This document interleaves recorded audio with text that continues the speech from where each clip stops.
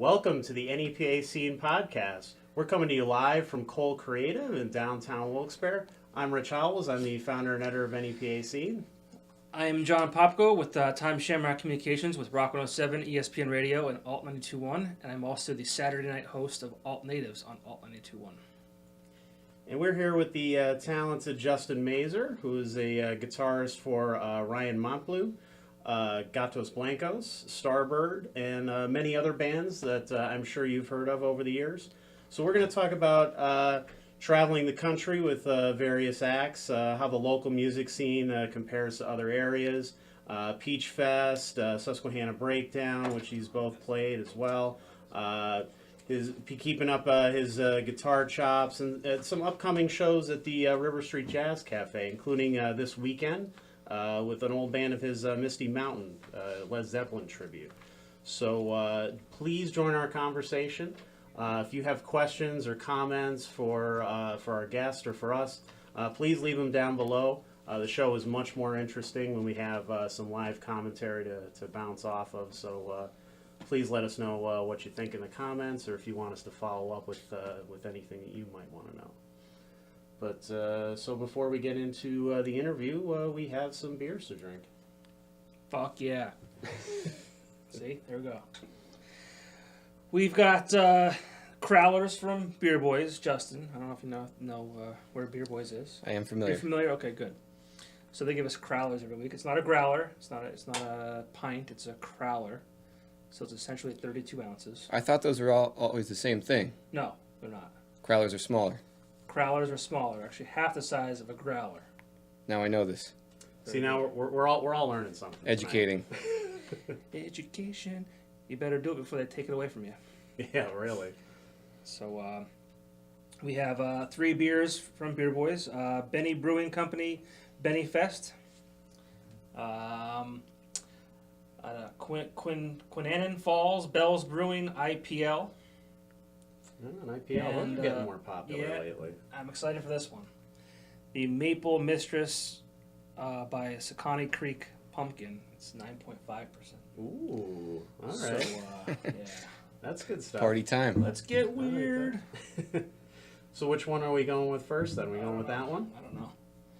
Go with the 9.5. 9.5, all right. All right, starting strong. Interns get to spit though, because I don't want to share with. Oh God! Oh, We could just play you some flip cup, man. That's Gerard's. Yeah. So while we're doing that, we want to give a shout out to one of our other sponsors, the Keys in downtown Scranton. So their open mic is this Thursday. They have E57 and Pals on Friday, which includes a Red Barons reunion. Not the baseball team, unfortunately. The band named after the baseball team.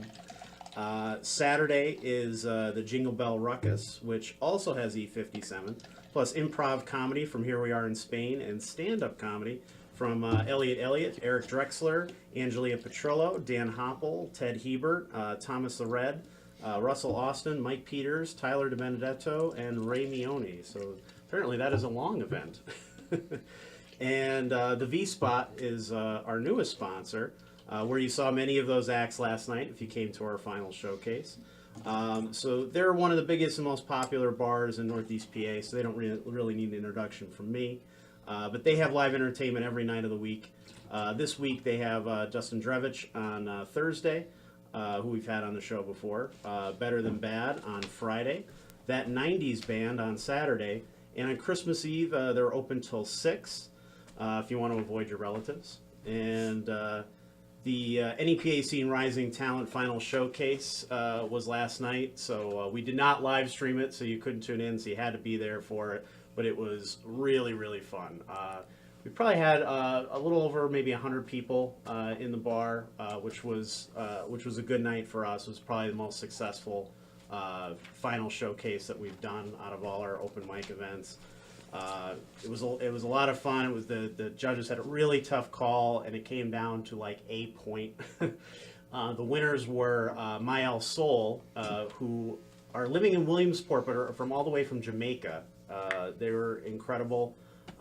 They blew us away the last week. They came in out of nowhere and won the whole thing. The Fields was a very close second. They're from northeastern Pennsylvania, and third was Angelia Petrillo. So good mix of music and comedy last night. Everybody seemed to have a great time. Vinny, I think, had a better time than everyone else. He usually does. Yeah. He really enjoyed himself. Good. So it was a good night for everybody. So thank you all to everybody who came out and supported that, or came out to any of the open mics over this last season. It was a lot of fun. We also want to shout out Loyalty Barbershop and Shave Parlor. They have locations in Scranton, Archibald, and a new shop in Wilkes-Barre on South Main Street, where the old Cafe Metro used to be. Shout out to George Palamides, who comes to our open mics. He works at the Archibald shop, and I know he tunes into the show a lot. So thanks for coming out. All right. Cheers, Now fellas. we have that Cheers on. to all that. Yeah. Some fine establishments of northeastern Pennsylvania. Yes. We try to only ally ourselves with the best. So you're doing a good job.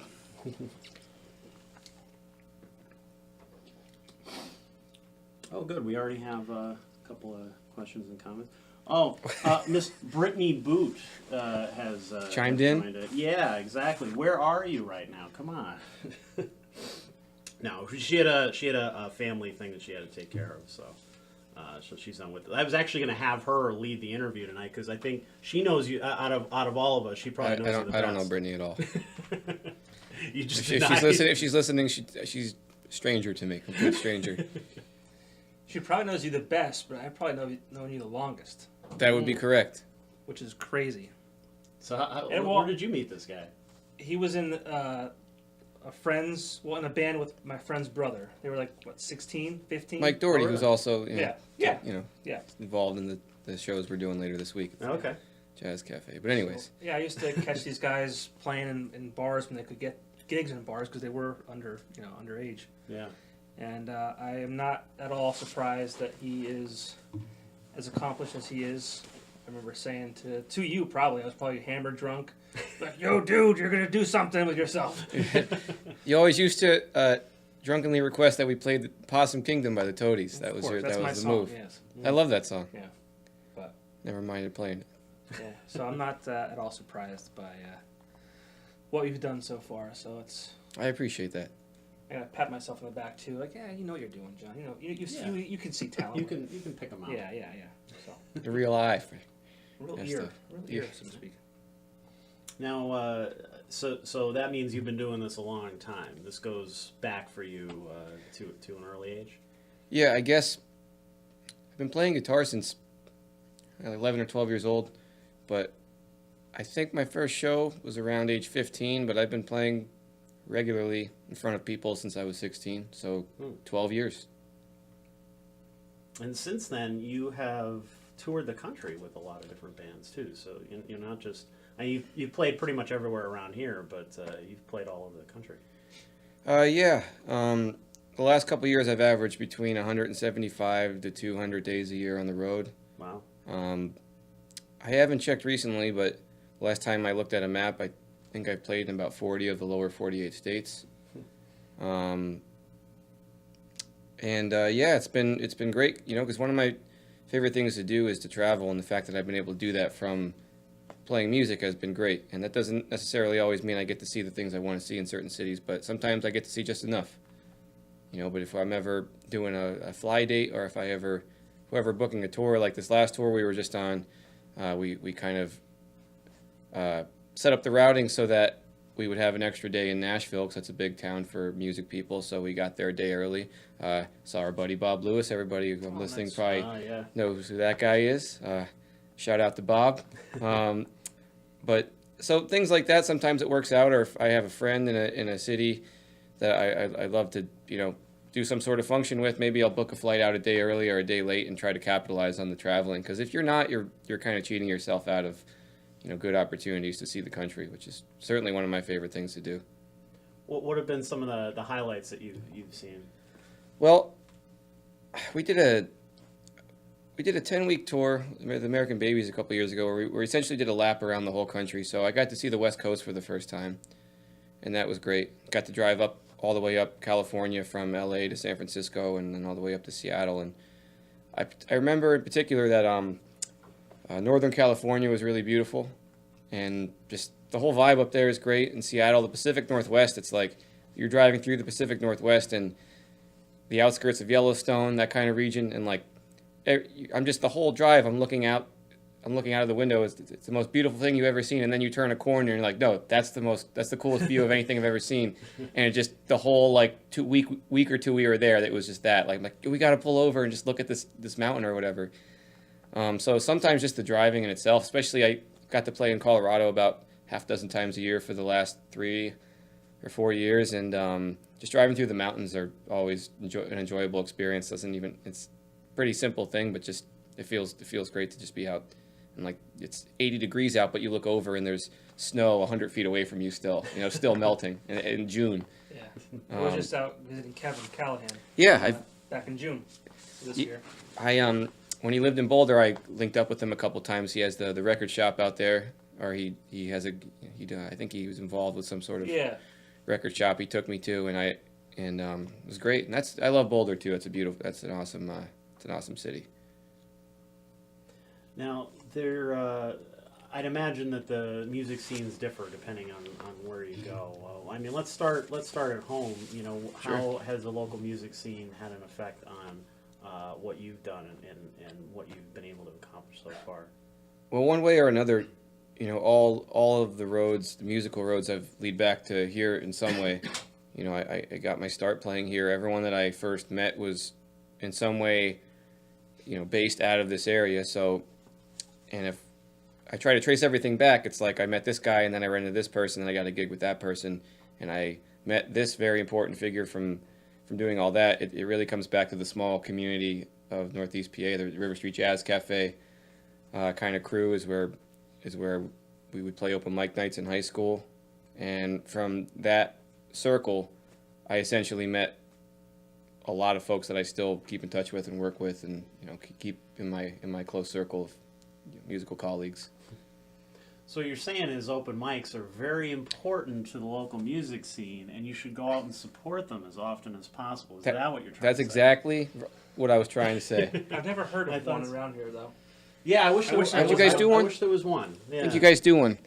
I think you may mention No. We've thought about it, but I don't think we've ever talked about that publicly. It was probably somebody else's idea, though. Yeah, it was. Was it Brittany's idea? Yes, it was. Was it actually? No, it was actually my friend John Daw got us started in that. Cool. Local businessman and pretty much involved in any good cause you can find in northeastern Pennsylvania. Just a really good stand-up guy. He happened to be working for the Woodlands at the time and just brought up we were only a month old at that point as a publication.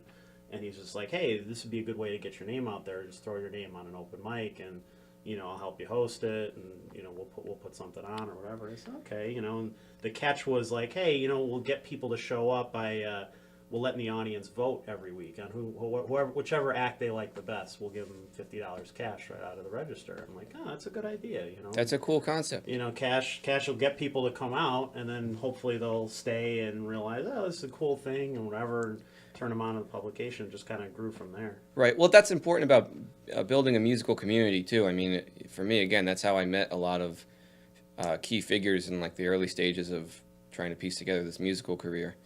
And it's a great way to, if you're new to a scene or a musical community, to meet musicians and kind of interact and jam, and that general looseness of like, oh, our drummer is late. Oh, well, this guy's here. He could play. Why don't we just go up and jam? Or something like that. And oftentimes that's how great musical relationships start, just from the spontaneous nature of stuff like that happen at open mics or like open blues jams, things of that sort. Right. Yeah, I always try to stress that too, that's the important part. Like we still offer the cash, and we do like a finals where we have a showcase and stuff like that. But I always try to stress with people like that the real prize here is the networking capabilities that you have here. you not only get yourself out there with other musicians and stuff, but to other venues as well. You know, like they'll see your stuff and say, wow, this is really good. I should book these guys in the future, you know, and that kind of thing. Absolutely. Yeah, that's it's definitely an underutilized and underappreciated aspect of something like an open mic. You know, and it's you're never, in my opinion, you're never really above doing events like that. To give you an example, yesterday I was in New York City rehearsing. I was there today as well. And I had the evening off, so I was just trying to see who was around playing. And a buddy of mine, Mark Marshall from Fife and Drum, great band. I shot him a text. I said, hey, I saw you're doing the blues thing down at Rockwood Music Hall. He's like, yeah, come down and play. So I went down, and Roy Williams was there. He's a great musician from this area, and it's good to go to those kind of things and not only support, your colleagues and friends, but just get in the mix, whenever you can, and Right. capitalize on your time and opportunities to do so. The Roy, I think, has a new album coming out, right? He has a new album, and he told me he's already recording a new one. So I wish I had 50% of the songwriting inspiration that he has. Yeah. But he's one of my favorite musicians from this area, and he could do no wrong musically. It's everything he touches seems to be gold. Right. He's a super talented guy. Just happened to run into him, and it was, again, like I feel like a guy like Roy, understands that hustle of, like, it's not just about booking gigs, but going to the hangs, the open mics, the stuff, all that kind of stuff, and, like, meeting people and, like, putting yourself out there, making yourself uncomfortable. Right. It's important to do that. If you live within your comfort zone, it doesn't really give you much of an opportunity to grow as a player, as a person, or as a professional networker or colleague or anything like that. Well, Cabinet's back in the news because they announced that they're going on hiatus, and Yes. that's how they started back in 2006. I think. Yep, it was the same summer that my buddies and I started playing open mics, and that's where I met Dylan and Pappy and JP and Todd. I don't even think they had a drummer yet. I remember Dylan was working at the Jazz Cafe, and he would go wash dishes, and then he'd go out and, like, mix the soundboard and hop up on stage to play bass for a few tunes and just repeat that all night. It started out as a very loose thing, and then, over time, I guess it turned into the tour de force that is Cabinet. Yeah. Does that mean the breakdown is no longer?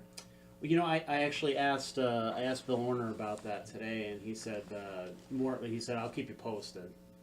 So I don't think even he knows what the future of the festival is going to be yet, because I wanted to confirm that either way. I didn't want to put anything that wasn't in the article or in the press release, Right. in the article. But he mentioned the festival, so I figured, there's a good reason for that. I'm sure they're still trying to figure that out if that's going to be the case. I mean, because a lot of people thought Peach Fest would be done because Allman Brothers Band is broken up, but True. I mean, there's so many bands that have come out of that and a whole scene of music around that band that you can keep it going. It's just that's the foundation of it, but you build off of that. So maybe this will be the same kind of thing. I don't know. Yeah, it's called the Cabinet Festival. Yeah. It's, Right. And I don't know anything, so, No secret insider information. He knows everything. none He's a liar. whatsoever. But Fucking liar. I saw that they made the announcement today, and I'm very Yeah. close with a lot of those guys, and they're all brothers of mine, and I kind of grew up alongside of them, and I'm fortunate enough to have had a pretty close working relationship with them, and I filled in for them many times. Yeah. I play in projects, with some members of that band, and I work professionally with a lot of those guys, and to be a band for 10 years is a serious accomplishment. It's like being in a relationship with six dudes. Six dudes. Right. And that's a lot of bands can't even make it out of their garage, let alone tour the country and create a name for themselves for 10 years. And I'm proud of those guys, and I think that one way or another, good things are going to come to those guys, either individually or whatever they choose to pursue in the future. Sure. I mean, they have solo projects, they have side projects, they have all kinds of stuff that may become big projects, in the future. I know Starbird features Dylan, right? Yep. Both Starbird and Gatos Blancos are both involved members of Cabinet, and both we definitely plan on developing those projects more so in the new year and kicking it into a higher gear. And I've been working on contributing to writing music for both bands, and things are definitely moving in an upward direction with those two projects. I'm excited to see the musical direction that those take, and with Cabinet on hiatus, it definitely gives us a little bit more free time to invest in that. But at the same token, I mean, I'm sure some guys need a bit of a break, and we're still all juggling. The thing about when you start projects with people that are already playing bands, it's more calendars, it's more text threads, it's more email threads. Right. Sometimes I jokingly think that I don't necessarily play in however many bands I play in. I'm just in 5 email chains. I think one question I had for you was, like, I have a hard enough time focusing on one thing, let alone, 3, 4, 5 different things. Because obviously every band that you're in has different style to it probably. And so, like, how are you able to, like, kind of put focus to all these different, Yeah, well, a couple of things. I definitely have to focus on what's in front of me at that very moment. But I also have to look at what's happening 1 week out, 2 months out, 4 months out. And, this fall has probably been the busiest 8 weeks of my music life, my music career. I had a 2.5 week tour with Ryan Montbleau. I had maybe 3 days off. I came back. We did the Gatos Blancos show at Ardmore Music Hall. And then literally 3 days after that, we had rehearsals for the Starbird Red Parsons tour. And then we were out for upwards of 3 weeks. And now I got back late Sunday. I had about 8 hours to myself on Monday. Started rehearsing for the Zeppelin stuff. I was in New York City yesterday, all day today. Just got back. I have a rehearsal after this. And if you're going to commit to playing guitar for a living, I feel like you need to be able to keep up with that hustle and always kind of operate teetering on the edge of overwhelming disaster, or put yourself right there to the point where, like, you could manage it, but if you make like 3 steps in the wrong direction, you'll have nervous breakdown, which happens sometimes, and that's fine too. But for me, for example, with the Zeppelin shows at the Jazz Cafe this week, we're covering a lot of ground, Mike Doherty and I, between the 2 nights, and both bands are sounding great. But for me, I'm like, I have all this music that I'm playing on tour in front of me, but in the back of my mind, I'm like, I have to be responsible for successfully executing 50 Zeppelin songs that are not easy. So what did I do to consider that? I mean, way back in October, I practiced every day. I would get up and I would run some songs. I would organize the lists. I would bang through everything, so just so they're kind of fresh in my fingers. And then, over the course of the tour, if I ever had a 15-minute pocket, I would just sit down and play some stuff. But I had to put some work in before all of this stuff happened, all the touring stuff, because I knew that it's going to be December 18th, and I have 4 days to, like, hang on tight and get these rehearsals done. But I need to be up to speed on this material before I go in and start getting bands organized and stuff like that. So, like I said, you have to focus on what's in front of you, but also you need to consider what's 2-3 months down the road. And whether you have just like a weekly residency kind of gig where you're responsible for learning songs, you got to sit down and learn those songs. And then you have to consider what you have that weekend, and really budget your time accordingly, and make sure you're giving yourself enough time to, even if there's not enough time, to at least be up to speed as much as possible on all the different songbooks. And thankfully, I've played enough music, early on where I was able to appreciate all different kinds of music in the context of guitar playing. I played in country bands, hip-hop bands, rock and roll bands, everything. And you learn those different languages. Not only does that help you develop your own chops and your own sound, but then you have that in your bag of tricks then. Right. For any gig, and you're building upon that vocabulary that you could use for if you get called in to do a session, or you get called in to do a gig last minute. You just from doing a stint with a country band or whatever, like, you have all those chops that you would have put work into to develop. So you definitely have to keep up with the hustle, and just look at your calendar and just assess what can I do today to be as productive as possible. I couldn't do it. No. Well, Misty Mountain goes all the way back to your high school days. Yes. I talked about this briefly in the Weekender article, but basically my high school buddies and I, Mike Doherty, Steve Cornea. Was Misty Mountain before Dirty Water? Misty Mountain actually was Dirty Water, just Misty with a Mountain. different name, because we used to go play open mic nights. Tom Moran saw us, and we also did this youth talent expo thing when we were in high school, and Tom Moran happened to be the judge. And after we did that, he said, if you guys learn a whole night of Led Zeppelin, I'll book you on the weekend. And we were obviously up for the challenge. We were young and hungry, and I would think it was in August, and we got the confirmation maybe in May or June, and we were 16. We didn't have jobs, we didn't have bills, we didn't have responsibilities. So we would just get together every day and just practice that stuff, just day in and day out. And we were pretty well rehearsed for that show, and we put a little bit of extra effort into marketing and promotion, and we got like the Rock 107 ads, all that stuff. And that I mentioned this in the interview. I'm fairly certain that that's in the probably hundreds of times I played the River Street Jazz Cafe, that's the only show that ever was a true on the book sellout, 375 people or whatever. In fact, I think it was oversold, but that was obviously a special night, a memorable one for me. We ran out of songs to play. We had to repeat songs, and we had to play some of our own songs because it was 155 and it was 400 or 375 people there or whatever, and we're like, what do we possibly do? What do we play? So we played some of our own songs, and it worked. We got the job done, but we didn't know what we got ourselves into. And every year since then, Mike and I have been it's kind of turned into like our project, but we've had different lineups over the years. We try to feature different guests. And and we did the holiday show last year, which was the after party for a cabinet show at the Kirby Center. We had Holly Bowling come play with us, which was a great, fun time, great honor. And I kind of got the idea this year. I'm like, Tom, what would you say you give us both nights? And slightly apprehensive at first, but after a little bit of persuading, he was happy to do that. And I wanted to make it as awesome as possible, because it's something that is important to me. It means a lot to me. It's nostalgic. It's a tip of the hat to, where I got my start playing music and my roots, and, what I consider to be my home base, River Street Jazz Cafe.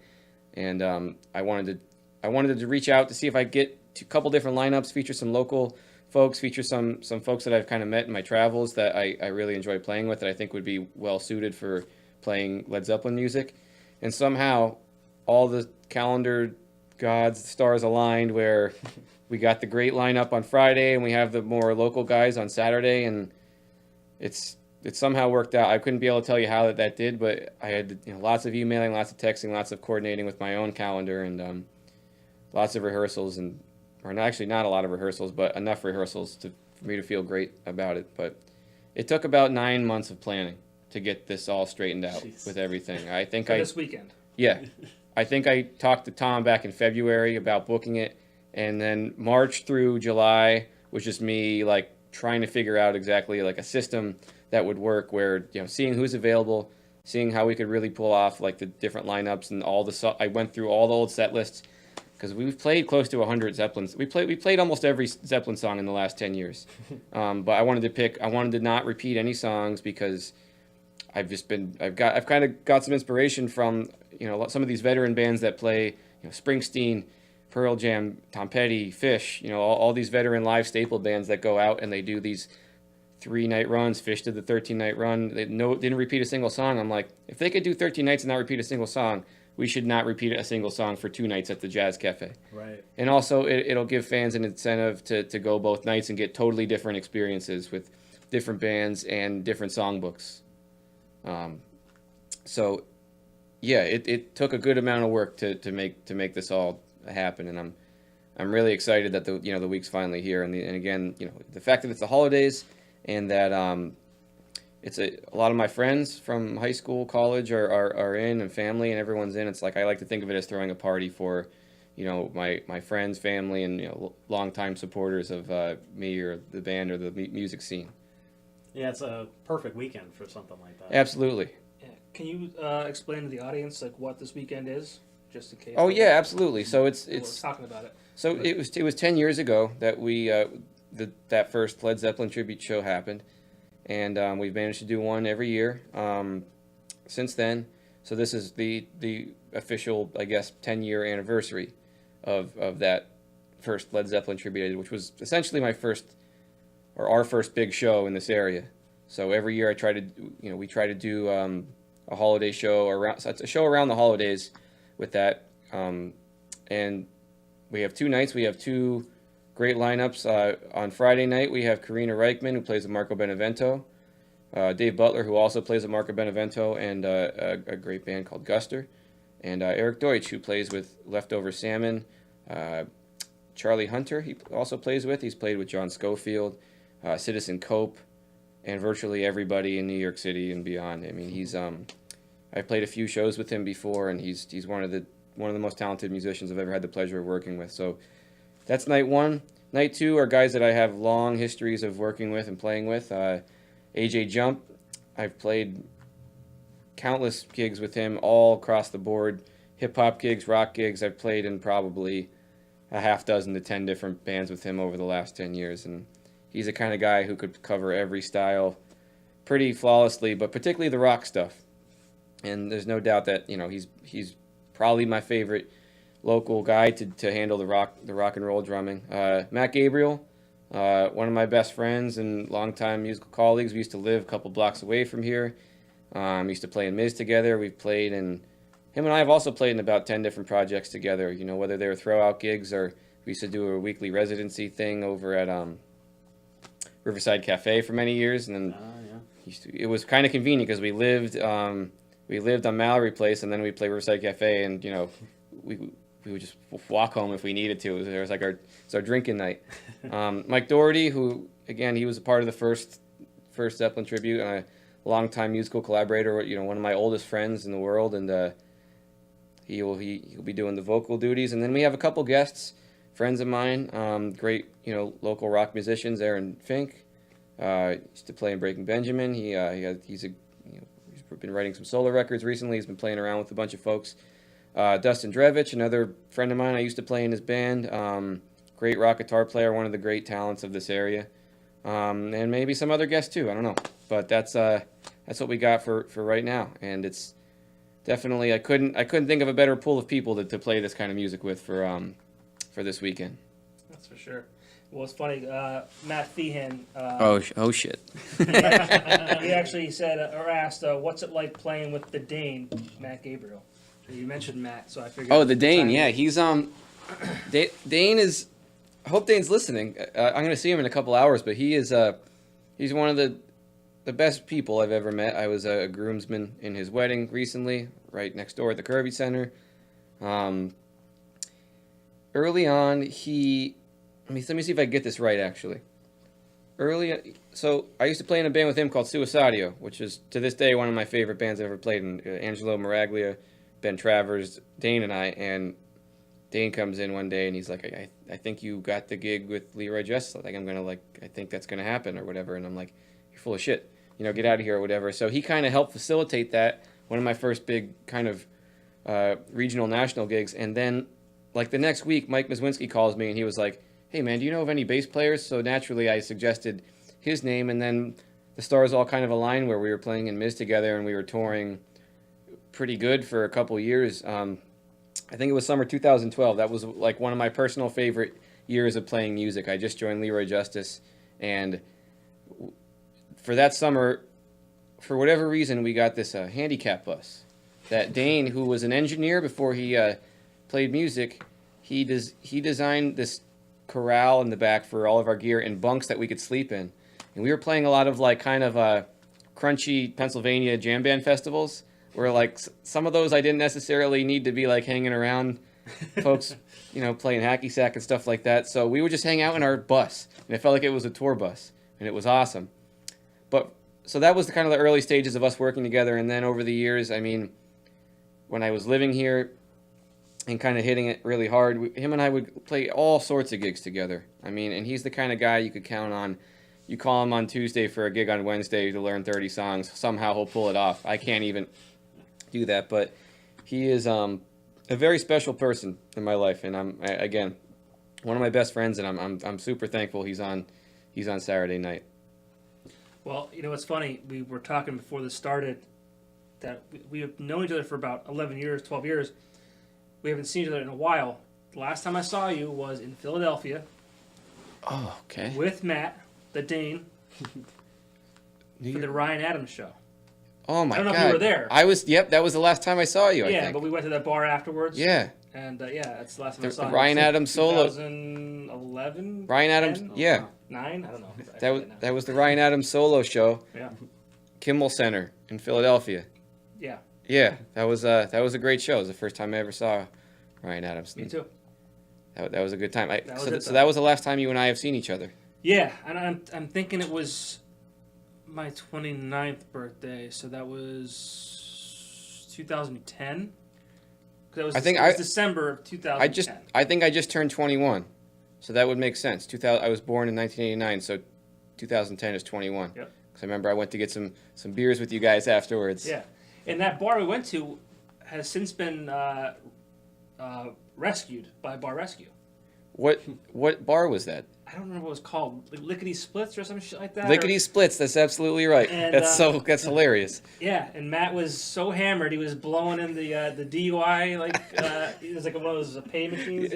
Yeah. Try to see if we could outscore each other. Yeah. That was a great time. You think we went to go see this rock and roll show? We went to go see this like really delicate, sad singer songwriter solo performer guy, and then we're just like, let's chug some beers after this. Right. We had to get up. Yeah. We went from this acoustic. It was at the theater, wasn't it? Yeah, that was a really great show. Yeah. That was a gift from my wife for my birthday. So yeah, my birthday was November. That was December. I remember I just broke up with my girlfriend who I was supposed to go to that show with, so I just took a friend of mine. So it was much different situation for me, but the music was fittingly appropriate. Yeah. That's it. How about that? Yeah. I'm getting thirsty. Yeah. All right. Yeah. By the way, this About that last time. one was really good. Of course. Had a great Packs a great punch. flavor to it. Yeah. And it was the Talk for hours if we keep drinking that. Yeah, seriously. Just wait. We're just getting started. We're already 40 minutes Oh. in. And What do we got? we'll do the Benny Brewing Company BennyFest. One of the 72 beers on tap at Beer Boys on North Washington Street in Wilkes-Barre. You're so good at that. That's good. The kind of seamless establishment plug there. Yes. We try to do that as shamelessly as possible. I'm psyched to be on a podcast because I love podcasts. I drive so much, and that saves my life on the road. So it's cool to actually be on a real podcast. But would you listen to yourself on a podcast though? That's a good question. I don't know. I'm not. That's listen to this podcast or Yes. Yeah, I'll probably listen back, Yeah, see how much of an idiot I sounded like. I've always hated the sound of my own voice. Me too. I think most people do. Me too. It's really they're bad. Really It's uncomfortable really, with it. really bad. Yeah. Especially if I do any singing, I listen back to recordings. I'm just like, even if it actually sounds good, which who knows if it does. I'm like, oh God, I always hear my voice as if I'm talking on a telephone or something. Right. It sounds muffled and not quite correct. Yeah. I didn't mean for myself to sound like that, but somehow it always does.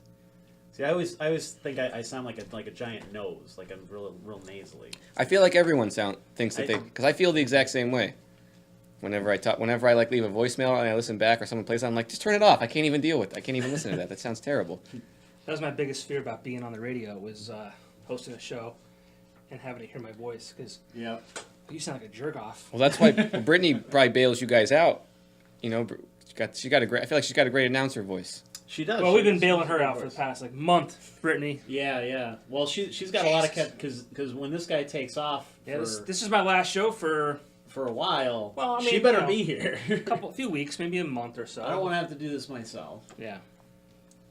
Brittany, you're in charge for the next month, so don't fuck it up.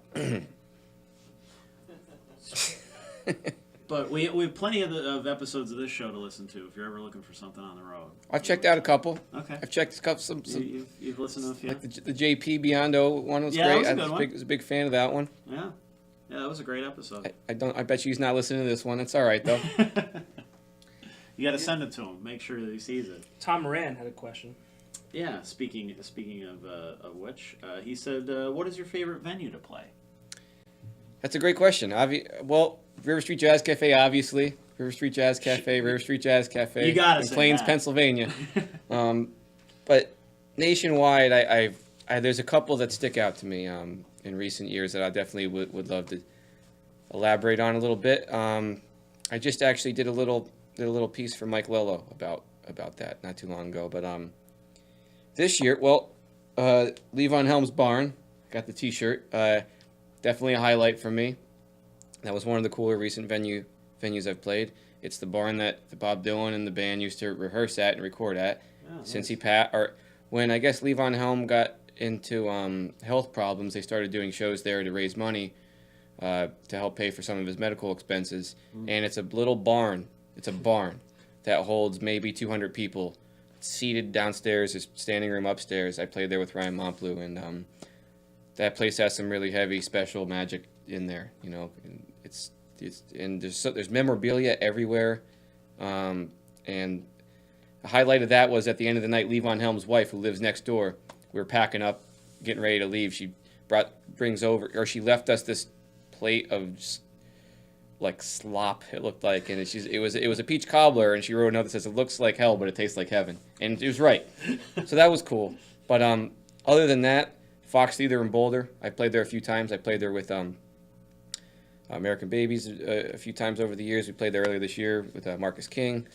That is a really special place, the place that I've been thankful to play. Capitol Theater in Port Chester, New York. It's another one where there's just so much musical history in that room.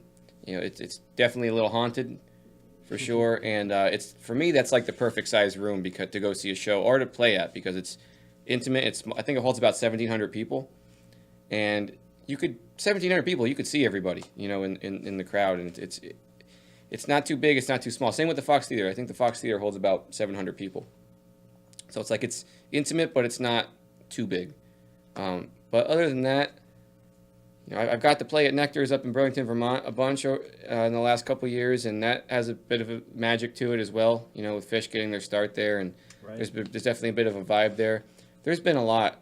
Recently I played at the Coho's Music Hall in Albany, New York, which was, I think it's the third or fourth oldest theater in America.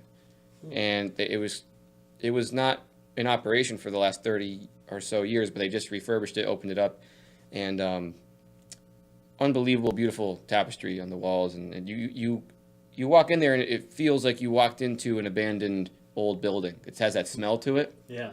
But the acoustics, I mean, it was designed for people to go watch plays in the late 1800s. So it's like it was designed to be acoustically sound. So naturally, bands sound really good there. Right. But I could talk for hours on that, because there's been so many, and even like some of this, it doesn't have to necessarily be a big venue for it to be cool, you know. And I'm trying to think of maybe one other one that was a bit of a highlight. Brooklyn Bowl, that's a great one too. Leroy Justice, we used to play there pretty regularly, and I played there recently with Starbird, and American Babies played there a bunch, and that is like something out of an Andy Warhol film, where it's just it's a bowling alley, but then there's a stage, a big standing room, holds about 600-700 people, and that's just a great sounding rock venue that it's kind of a huge, it's a huge, like, worlds colliding kind of huge circle of, like, the New York City thing with Pete Shapiro, who's a guy who owns the Capitol Theater, and he put on the Grateful Dead 50th anniversary shows, and he's a big time player in the music scene, and that's kind of his baby. And Okay.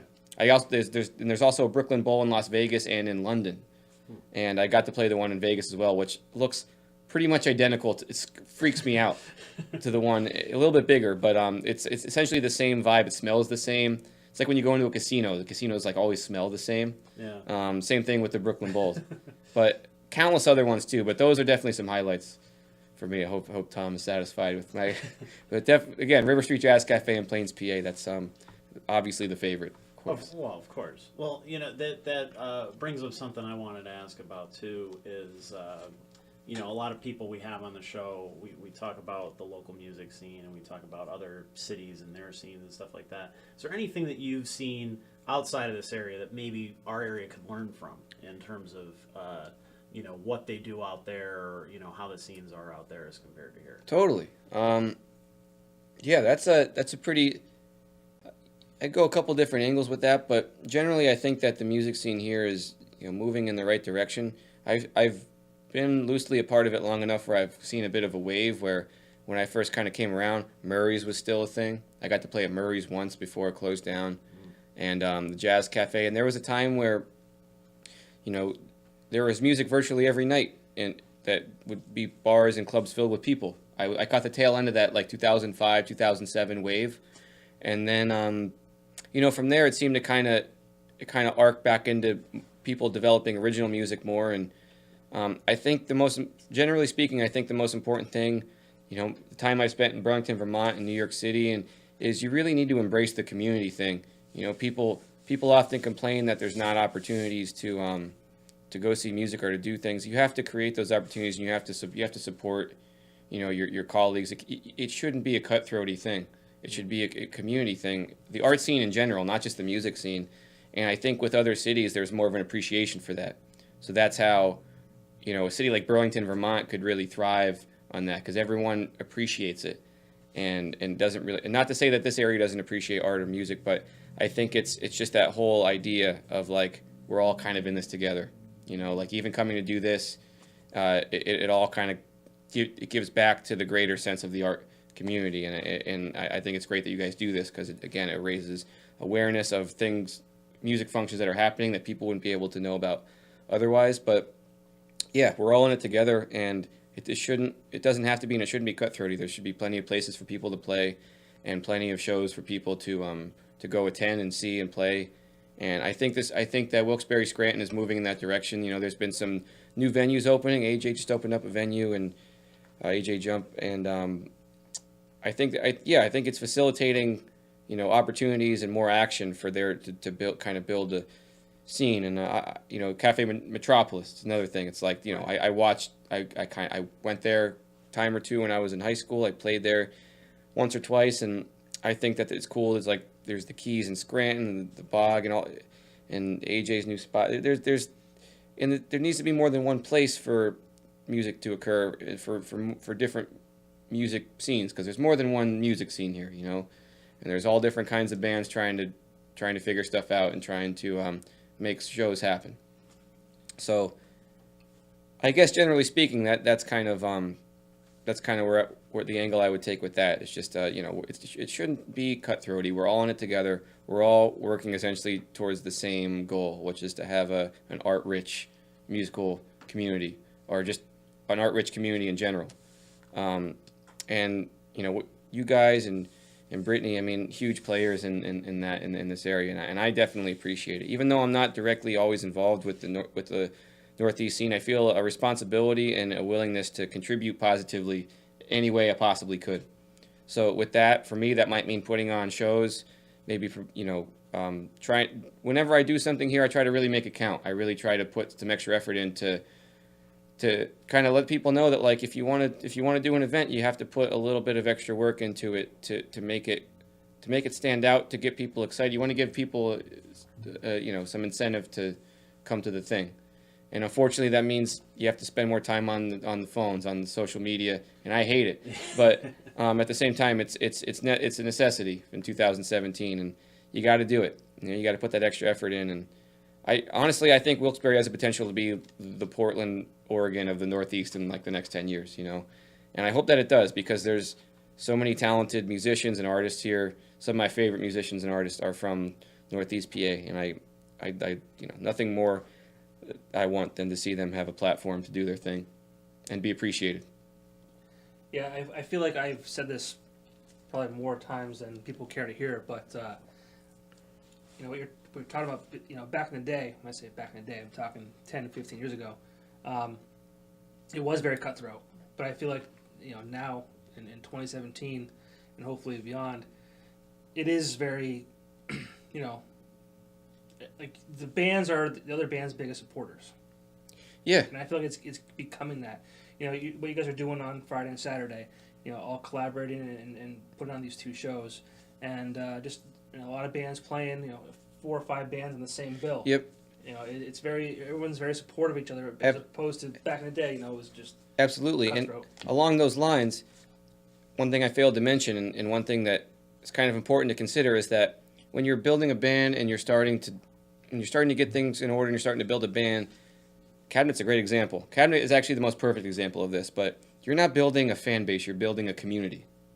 And that community involves other musicians and people that go to these events and they like to feel like they're a part of something that's bigger than them. Grateful Dead is the most classic example of that on a larger scale, but people often go to or music Peach Festival, Susquehanna Breakdown.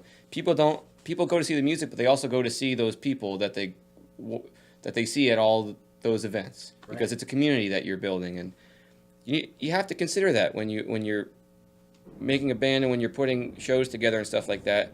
It's not about getting people in the door and ticket costs and stuff like that. It's about building a collection of people that are starting with your friends and other bands, and then growing outward from there to people that appreciate what you do and people that and there should be. You're never too big to talk and to be a part of your fan base. It's one big gigantic thing, and again, we're all in it together. So it's like people forget that, and it's good to remember. It's more about building a community than just getting people in the door.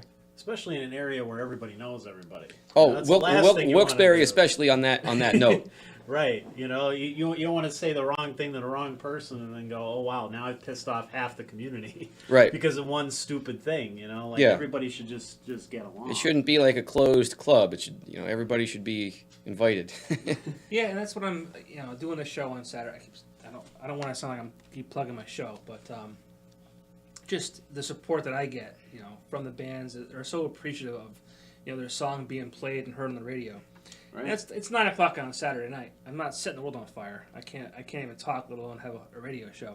But I think it's and it's not the first time it's been done. Like Alan Stout's done it. He's doing it.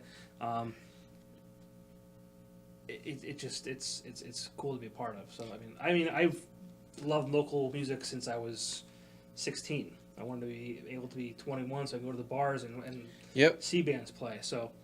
When I saw you guys play for the first time, I was probably 21 and you were 16, and I'm like, these guys are good.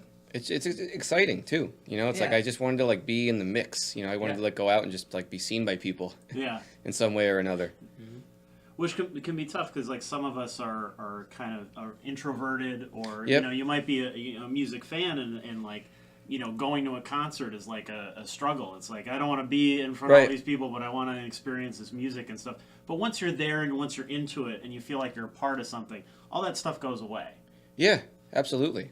And different people go to shows for different reasons. Some people, I personally, as of lately, the last couple of years, I've really gotten into a habit of sometimes just leaving my phone in the car. And I got to go see Tom Petty. This is a funny story. I got to go see Tom Petty about 2 months before he passed, and I'm thankful that I did. And I remember to the right of me was a dude who had more drinks than we have had this evening, and he started talking to me, and he was like he didn't really know who Tom Petty was. His girlfriend dragged him, blah blah blah. Yeah. And I'm like, listen, man, it's been great chatting with you, but when Tom Petty starts, please don't talk to me because I'm here to just be in this zone for 2 hours. I have 2 hours with one of my heroes. Right. I don't want to talk to you. And then first song in, he comes back over to me. I'm like, as I mentioned, don't take it the wrong way. The next time you talk to me, I'm not going to acknowledge you, and I'm going to watch Tom Petty. And I don't intend to be rude, but I'm in this building right now. I'm at Boston Gardens. I'm going to do this. I'm sorry. I don't intend any disrespect. So that's a good example of that. But I try to just really get away from my phone, get away from even documenting it. Maybe at the end I'll take a shot with my phone, but I like to just and for me too, as a performer, it's nice to step away from the whole idea of me putting myself in their shoes of seeing what's going on stage, or that guy's monitor isn't working, that guy's guitar broke, and just experiencing just the magic that is live music. Right. And I for a couple years I had a hard time with going to a show and taking myself out of that kind of headspace, but as of the last year or two, I've kind of got back around to really enjoying live music on a large and small scale. Well, so many people, I think, want to record the whole damn show, and it's what are you going to do with that? At most, you will upload it to YouTube where a dozen people are going to watch it, because it's a crappy cell phone thing that has no real good sound. It's all the way in the back. My buddy Al Smith said this, and I doubt he's listening, but he's like, nobody needs to hear or see another shitty 10-second YouTube clip of Bon Jovi, or you go. there's certain people that like they go see Red Hot Chili Peppers, and then they just post a picture, and then underneath they just put the song they're playing. It's the same blurry, shitty photo, Right. 20 times in a row. Like nobody needs that. Yeah. So yeah, it's good. It's good for me at least, get off my phone a little bit and try to enjoy the live music. Yeah, I'm guilty of it. I mean, I'll try and like do one video. Me like, too. One I'm picture. not perfect, you know. Yeah. You know, but like, None of By them. no I was means. just at the Men's Here show on Saturday. Yeah. And this guy had his arm up the entire time. Right. And he's watching it through his phone. That's And I'm like, ridiculous. Dude, like, it looks so much further away on your phone than if you just like put it down and watch the show. Hey guys, in front of you, it's an HD. Yeah. Yeah. Know that? And it No, could change your life watch it. too. No, and again, I'm guilty. I'm not gonna say I didn't put my phone out and take. But the thing is, I'll take a video, and that will never even see the light of day. I will Yeah. put it. I'll put it on my. It'll go on my computer just Yep. by, accident because I Yeah, transfer stuff over. I'll never watch it again. Yeah, I no, never watched them. no. You'll show your friend, and the don't speakers even are show my friends. blasted out, and you I don't can't show even my friends. hear anything. It's so bizarre. I do it just to have it. Even when we're out covering a show, a lot of times I'll take, a short clip or, Instagram a picture or something like that. And I try to do that once right at the beginning and then watch the rest of it. I try not to let that ruin my experience too, especially if I'm going to write about the show. If I'm so concerned about getting a stupid, crappy picture on my phone, then I'm not going to actually experience the show. I'm not going to be able to write about it Yep. in any correct way or any way that would be interesting to anyone. Yeah. I always think I'll watch it again. I never Yeah, do. I the never 10-second clip is all, I do it Yeah, myself that's too sometimes. Sometimes I'll wait till the very end. Yeah. I'll do it like, all right, here's the one time of the show, take out, get a little video. Right. But like my for my favorite song. yeah, Sure. but it's cool to kind of get lost in the show too. Yeah. I wanted to grab a couple of these questions. Sure. Robert Fellon. Robert Fellon. Hey, Robert. He said, "Hey Justin, what is the first album you bought?" Probably like Backstreet Boys or something like that. Nothing good. But the first rock album I actually got was Led Zeppelin, ironically enough, or Jimi Hendrix or Led Zeppelin. Very cliche to say that, but around the age 10. That's where you should start. At Joe Nardone's Gallery of Sound, another great Wilkes-Barre establishment Yes. in Dallas, Pennsylvania. I used to spend all my allowance money there just buying CDs from age like 10 to 16 or whatever. But Yeah.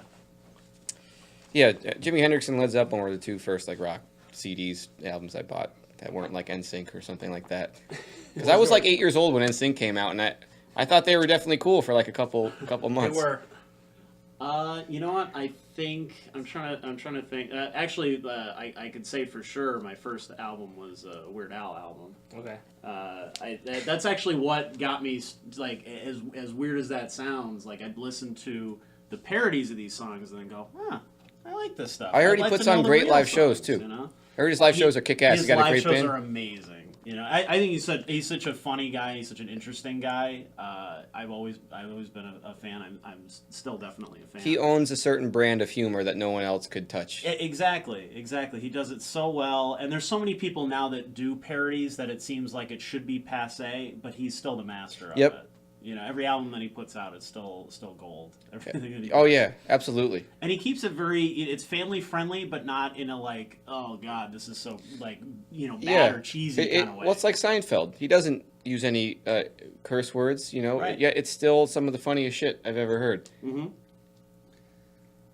My first cassette was Aerosmith "Get a Grip," Not bad. Okay. Yeah. and my first actual CD was "The Presidents of the United States of America." Yes. And fuck, my neighbor Trisha Koenig, she almost fucking ruined it on me because the first song is called "Kitty," I believe it is, and it's like this kitty's at my feet. I want to touch it, Yeah. and it eventually goes, "Fuck you, kitty! You're gonna spend the night outside." And she told my parents that they said the F word, and almost got it taken off me. Fucking lucky. So, first shows. What were your first concerts? My first show was The Offspring at the Pavilion. Mine was a 2-night thing of Dave Matthews Band, Giant Stadium. I think you got us both beat. Hootie and the Blowfish. for That's me. fucking All sweet. right. I could stand behind that though. I'm honestly proud. Who's all right? Mike Doherty's first show. Who kill me if I said this, but he Spice Girls. Mike Doherty. Good for you, Mike. Mike Doherty. So I always remember that. 'Cause I think that's amazing. I think that's hilarious. It is hilarious. With your sister, Mike? He went with Kelly. And his mom. Oh boy, now I don't know how he got dragged into that, but he loves it.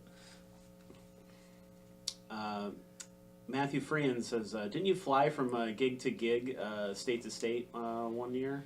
oh yeah, 2012. That crazy summer. So Miz got booked for Peach Fest, and Leroy Justice was booked the same day to play Modown, and I had a kind of obligations to play the Modown set, but being that I was 22, or I was like, I'll never play Montage again. It's the only time in my life I could play Montage. We were booked on the big stage, and like I have to play the big stage. Oh, And man. we played with Miz at like 12:30, and the Leroy Justice set was at 4:15, and it's like a 3-hour drive. I'm like, it's not quite. I can't drive. I know I can't drive. So I had a little bit more money to blow back then, I guess, than I do now. But I was like, how could I?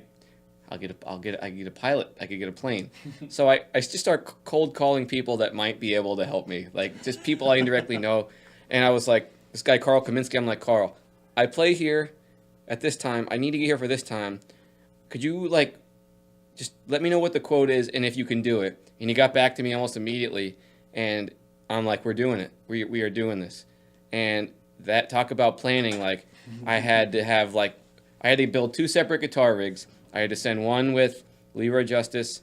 Ben Travers set everything up for me, and then literally I had to call the police because it was so tight on time. Where like, and this it's funny because it's not like I'm playing with U2 at like Live Aid and I have to, you know. But to me at the time it might as well have been because it was two of the biggest festivals I ever played in my life.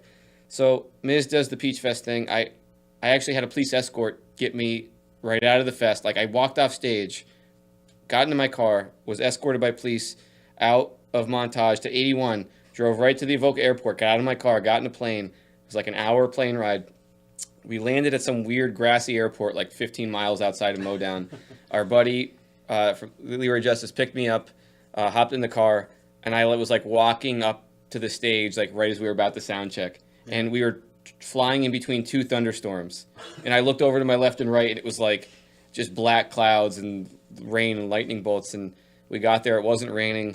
I like chugged a Red Bull, probably a beer, and then hit it. And then in terms of like ever have too much caffeine and start to crash, like the adrenaline and the caffeine after that, I've never crashed harder in my life. I was like, I think I fell asleep at like 9 p.m. that night in a tent, you know, at Modown.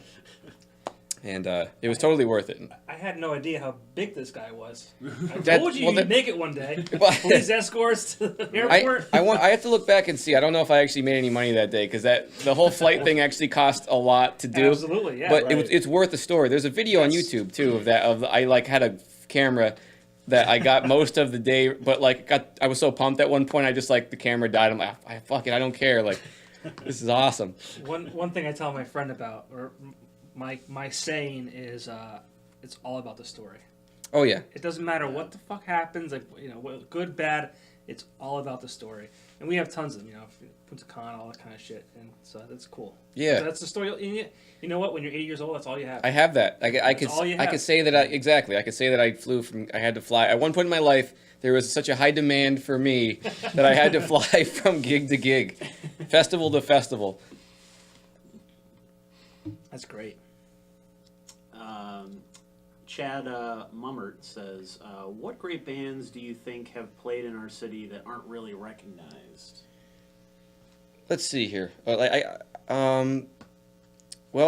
I guess that would be more towards the side of like local bands then, right? Yeah.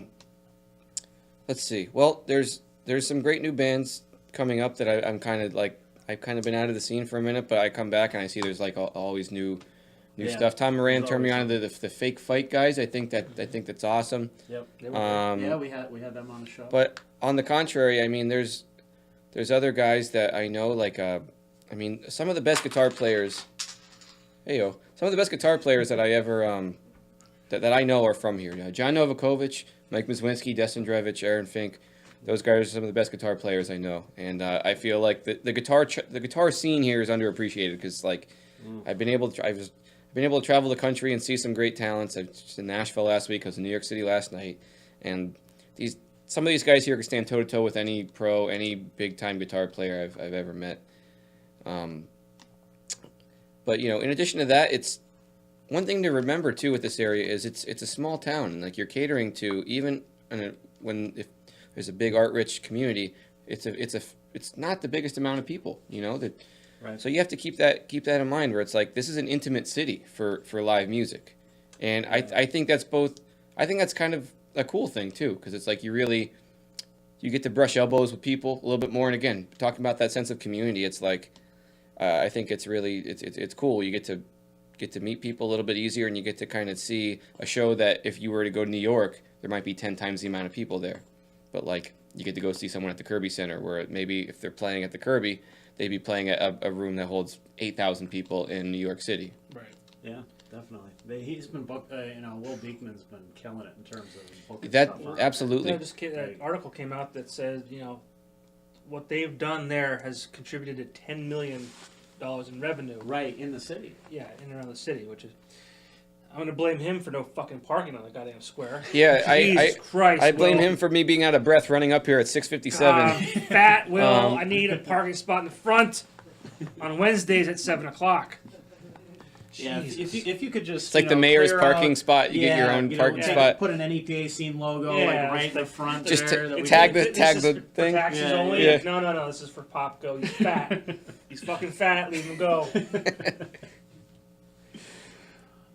One other thing Sure. Robert said, what musician is on your bucket list to play with? Anybody that you would like to share a stage? I mean, you've shared a stage with quite a few great acts over the years, but anybody? I want that.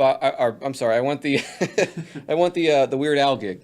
Yes. I'll get the if Weird Al calls me for a couple fill-in gigs, I would happily do that. Give Weird Al his due, especially his band is crazy too, because they can play so many different genres flawlessly. Oh yeah, It's you definitely have to unbelievable. have good. Those guys are definitely pros, serious dudes. They're not weird. They're very good. Yes. But on a more serious note, it's kind of cool because like even on Friday night, I mean, I've known Dave Butler, the guy on drums, for a while, and Eric Deutsch I played some gigs with, but I'm like, there was a point where, well, this is a great example actually. Mark Friedman, the bass player of the Slip, he plays with Ryan Montbleau. I work with him currently, but I was and still am a huge fan of the band The Slip. If you don't know the band The Slip, you should check them out. But I've listened to their albums hundreds of times, and for me, it was like, oh my god, I get to play in a band with like the bass player for one of my favorite bands of all time. This is awesome. It's like, so more often than not, that actually happens sometimes, and I have to try not to like fanboy out too hard. But I only did that. I did that twice actually, where I kind of like overstepped my. I didn't overstep my boundaries per se, but I was backstage with Jim James earlier this year for my morning jacket, and I totally dropped the ball. I was like, I should go say something. Yeah, let me go say something, and I just complete dog shit came out of my mouth. Nothing important. I don't even remember what I said, but it wasn't anything great. So Right. Jim James, if you're listening, I'm sorry. I'm really sorry. And then Jack Pearson from the Allman Brothers once too, at the Warren Haynes Christmas Jam. I saw him, and that year Cabinet played, and I blame Bill Orner for this because him and I open bar and we had a few drinks, and I was about to walk out. I saw Jack Pearson, who was the guitar player for the Allman Brothers for like 2 or 3 years. Yeah. In my opinion, one of the best guys they've ever had, and I was like, you're the best. I'm like, you were the best guitar player the Allmans ever, man. I love you so much, dude. You have no idea. And I'm cool. I'm cool with that. Whatever. I got a couple of those, but that's all right. But I think cool. Like more often than not, I get to like actually cross paths. It seems like, thankfully, in the last year or two, with some people that I've definitely been on my bucket list in one way or another. That's awesome. That's one of many reasons why you would do it, but I'm sure that's up there. Oh, yeah. In terms of why you do what you do. Yeah, I hope I get to see Jack Pearson or Jim James again. Just apologize and clarify that I have my shit together a little bit more than maybe I made myself out to. It was like the Chris Farley thing with Paul McCartney. That's how I felt when I was talking to him. Well, here's maybe one of the last questions we have. Chad Mummert says, "How do you feel you keep yourself grounded after all these shows you do?" I'm a firm believer that I know Josh Homme from Queens of the Stone Age has had a little bit of bad press lately, but he has said something that I live by, which is that the moment you expect anything from music, you expect too much. So I kind of go every year. Every year, cool stuff happens, but generally speaking, I don't expect anything from music. I'm just thankful to make good music with good people, and that continues to happen, and I have no real expectations. I just kind of, I take the gigs that are offered to me, and I do the best job I possibly could. As a musician, I have two obligations. I have to show up on time and I have to show up prepared. That's all I have control of, and I do that every time. No excuses. And that's really, for me at least, operating with no expectations and just no matter what the gig is, big or small, every gig I do is the most important gig, So, and every musician's only as good as their last gig. So it's like I show up for every show ready to do the thing under no excuses not to do that. So I just kind of abide by that rule book, and that most definitely keeps me grounded. I don't consider myself to be above or below anything, and I'm thankful to make good music with good people. That's some solid advice. I knew he'd be something. But Josh Homme, I know. I realize he just kicked the camera girl, and I know that upsets a lot of people. A lot of my friends are photographers, but I just saw he also broke up a fight at Madison Square Garden at his show. He stopped the song and broke up a fight, and he provided me with that advice, or when I heard it, at least I took it as advice. So he's not a horrible guy. Well, cut the guy a little slack. People make mistakes. I think he might have had too many to drink or whatever. Yeah, I don't. And, Maybe he meant to be funny with it, and maybe it actually had he had boots on or more of an impact. I don't know. Sure. It's totally speculatory, but nonetheless, he provided me with that insight that I live by that. I literally live by that, and I have no again, no expectations. I just try to be as professional as possible and make good music with good people and make relatively intelligent business decisions. That's all you can Good do. enough for me, yeah. Is that good enough for you, Chad? Well, it is that time again. Yeah, that's probably fine. Thank you so much for tuning in tonight. I think we had a great conversation. If you didn't catch the whole thing, it's going to be a video as soon as this is over. You can watch it on there. We'll have the audio and video versions up on the site as well. So. Thank you, Justin, for Thank you for hanging out having with me. us tonight. This was a lot of fun. Yeah, this was a good conversation, and It's a good farewell. yes, for you for like Not goodbye. at least a month. Yeah, I mean, We'll give you that. I mean, I'm gonna hope I hope that he's not an asshole.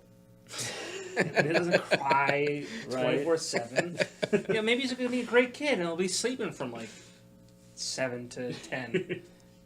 And my beautiful, lovely wife will be like, "John, go out, do your thing, come back home. He'll be good." Like, we'll see. I mean, Just make sure when you're holding him for the first time, just don't be an asshole. don't be an asshole. I mean, every night I touch her stomach and I always say, like, "Just don't be an asshole." But no, it's so she'll be induced. If he doesn't come on his own, she'll be induced next Tuesday. So he could be here next Tuesday, or if it takes 48 hours or however long it takes kids to come out. Maybe he'll be coming out as you were hosting the next podcast. If you do like a live, In which case, I'll post. Yes. I'll do a Facebook Live. All Facebook Live. Yeah. Yeah, maybe we do an NEPA podcast from the hospital.